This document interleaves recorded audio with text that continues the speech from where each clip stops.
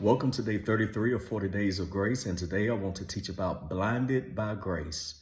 Acts chapter 9, verses 8 and 9, it says, "And Saul arose from the earth, and when his eyes were opened, he saw no man, and he was 3 days without sight."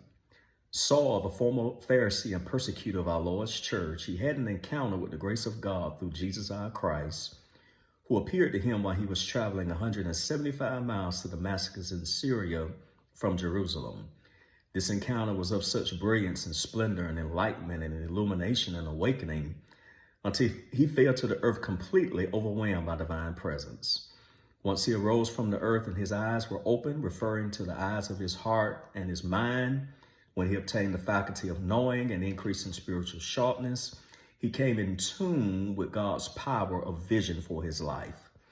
He saw no man. His focus was no longer on men that had trained him to be zealously and scholarly religious and blameless concerning the Mosaic law, as well as the men that he was out to persecute, bind, and imprison. He lost his physical sight, but gained his spiritual sight.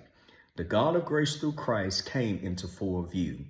He realized that God could have killed him for his efforts to destroy the church, but he realized that God was good, loving, kind, pure, and wanted the best for him and never the worst for him. In closing, for 3 days, he was able to see better than he had ever saw about who Christ was in him, even though his physical sight had been impaired.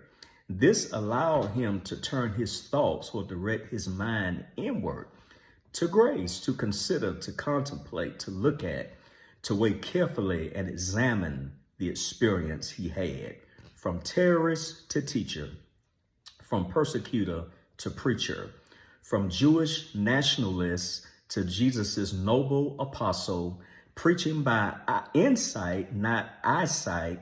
Paul was blinded by grace. Join us tomorrow for day 34 as we continue our journey of 40 Days of Grace. We bid you peace.